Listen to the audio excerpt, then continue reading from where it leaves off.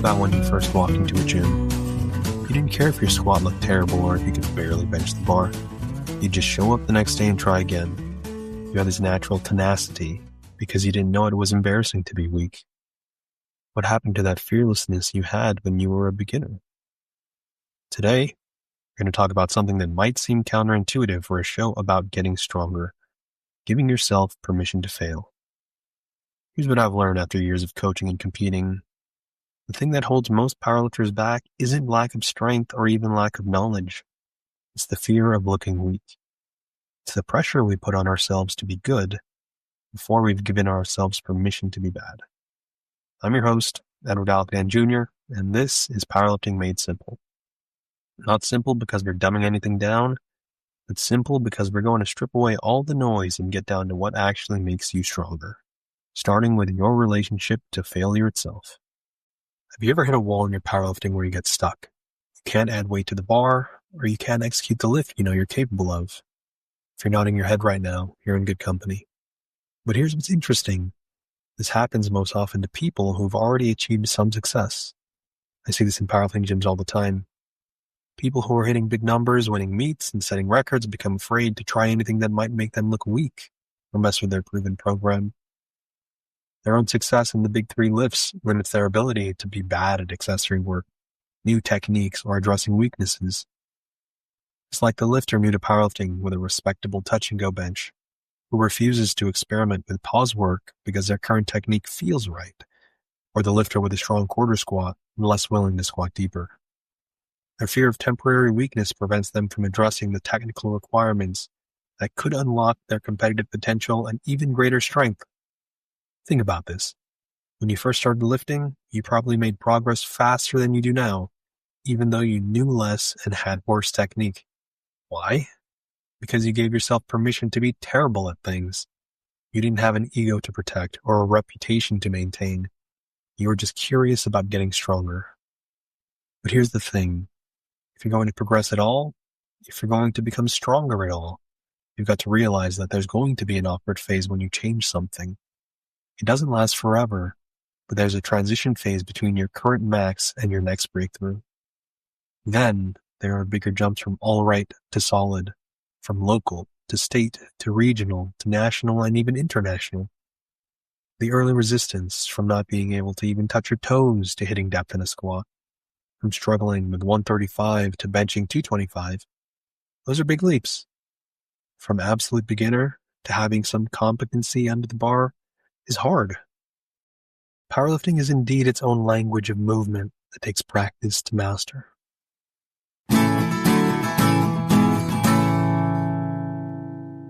Here's what's really happening when we're afraid to fail. Our biology is working against us. We've been trained to punish poor performance. We get discouraged when we miss lifts. I should be stronger than this. Our own psychology sets us up to plateau because we're not giving ourselves permission to have off days until we develop mastery of the practice itself, until we learn to approach every challenging session, even years into our lifting journey, as an opportunity to practice deeper curiosity about what our body and mind are telling us. Let me tell you something about how our brains work. Our brains, in a lot of ways, are very simple. The stress we feel because we don't hit a PR, that little death of self-confidence, the primitive brain doesn't know the difference between that and a real threat to survival. Stress is stress. Failure is failure. Then it will try to talk us out of training and create resistance. I'm not strong enough. I can't hit these numbers. This is the same mechanism that kept our ancestors alive when missing a hunt meant the difference between eating and starving. But now it's working against us when we miss a lift in training. Here's the problem. If we don't give ourselves permission to fail, there's almost no hope we'll continue making gains. Because strength gains, real ones, not just the beginner gains, require crossing the threshold of uncertainty and venturing into the unknown. They require trying things that might not work. They require being bad at something new until we're not bad at it anymore. Think about little children learning to walk. They don't care if they fall down. They'll just get up and keep walking. They have this natural tenacity because they don't know it's embarrassing to be bad. But we build all these expectations on top of our strength dreams. And if we do something badly, We punish ourselves for it.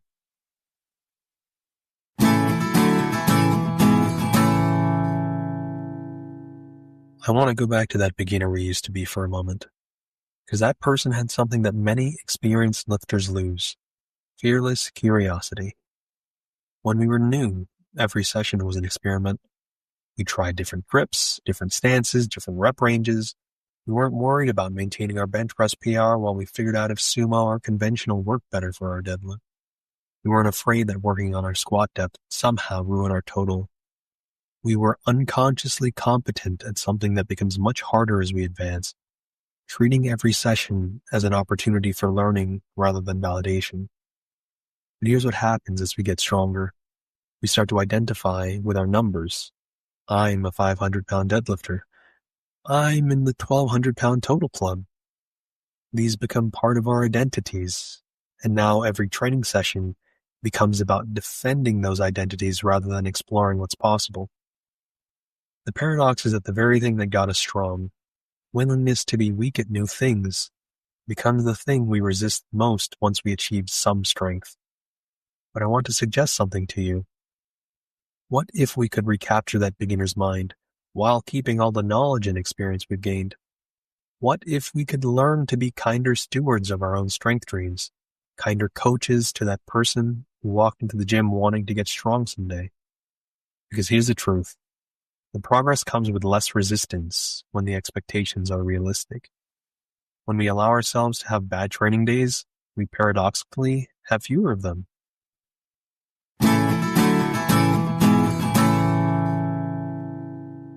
Alright, so how do we actually apply this? How do we give ourselves permission to fail without losing motivation? First, we need to understand something about how our biology rewards us. If I say I'm going to deadlift 500 today and I only hit 485, I'll feel like I failed. But if I say I'm going to work up to a heavy single and see what happens, and then I hit 485 smooth, I feel great. Our biology doesn't know the difference between that small victory and some massive PR. So when you walk into the gym, set yourself up to leave after you've won something and set up your training to have a better chance of success. It can be like, my squat felt heavy today and I missed depth twice, but that one rep, beautiful. The speed off my chest on bench, powerful. Find one way to reward yourself and keep your expectations realistic. Here are 3 specific strategies. Strategy 1, the process win.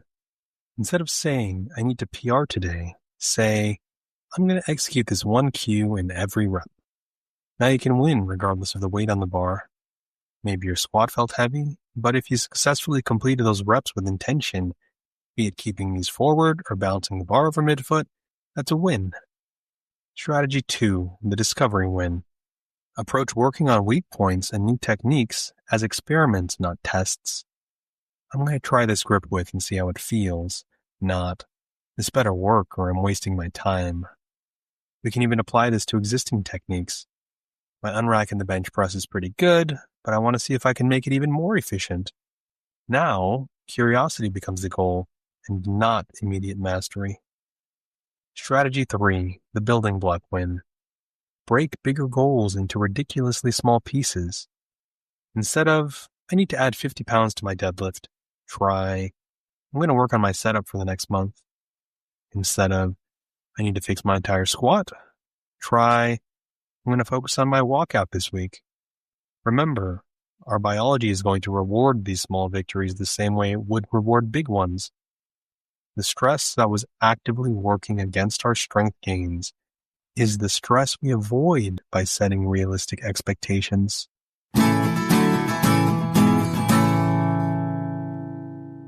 Let me leave you with this thought. Kindness is clarity, and the clear process makes for consistent progress. When we show the same patience and encouragement to ourselves that we show to someone walking into the gym for the first time, everything becomes clearer. If we can reduce the stress and resistance around our training, if we can make the gym a place where we go to win something every day, even if it's small, we'll tap into that flow state where everything clicks. Our technique will feel natural, our strength will build steadily, and what felt impossible will become inevitable.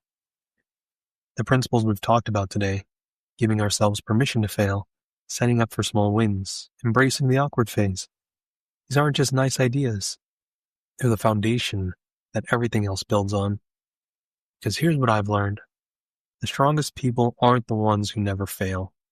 They're the ones who fail fast, fail forward, and fail without being paralyzed by fear. They treat themselves with the same kindness they'd show a friend just starting out.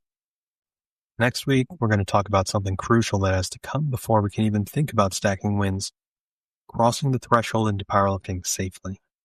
Because giving yourself permission to fail only works if you're in an environment where that permission is honored, where coaches build your autonomy rather than undermine it, where community supports your growth rather than exploits your vulnerability, and where the fundamentals of how humans actually learn are respected. We'll explore how to build a vessel from self-knowledge, sound principles, and trustworthy relationships that can carry you through this journey. Until then, I want you to try this. Walk into your next training session with just one goal. Find one thing to celebrate. Maybe it's an intentional setup on your first squat. Maybe it's how smooth your bench felt, even if it wasn't your heaviest. Maybe it's just showing up when you didn't feel like it. Let's give ourselves permission to be proud of that.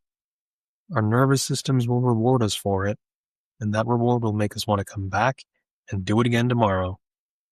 Remember, meaningful practice is waiting for us, and it doesn't care about our egos. It only responds to our effort and our willingness to keep learning. Thank you for listening to this episode of Powerlifting Made Simple. Before we wrap up today, I want to tell you about something that connects directly to what we just talked about. Giving yourself permission to fail and setting up for small wins. If you're new to powerlifting or coming back after time off, I've created something called the PR Foundation's Mini On-Ramp. It's a 14-day program designed specifically around the principles we discussed today.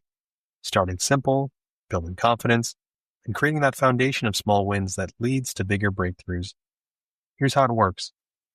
You send me short clips of your squat, bench, and deadlift. I give you a clean baseline checklist for each lift, show you how to film properly so your training actually improves, and most importantly, I give you just one cue per lift to focus on for the next 2 weeks. No overwhelm, no trying to fix everything at once. You'll get 2 quick check-ins from me, one at day 7 and one at day 14, and by the end, you'll have repeatable setups, cleaner bar paths, and the same weights moving faster or feeling easier. It's exactly what we talked about today. Building mastery of the fundamentals with patience and curiosity. The program is $49, and here's the best part. If you want to continue working together after your day 14 review, you have 7 days to upgrade to either 4 weeks of my most popular service of online coaching, or the Powerlifting Accelerator, which is my highest touch offer for lifters who have the time, resources, discipline, and drive to grow as quickly as possible. If you choose to upgrade within 7 days, I'll give you 25% off the service of your choice. If this sounds like what you need to get your lifting on solid ground, check the show notes for the link. Remember, kindness is clarity, and a clear foundation makes everything else possible.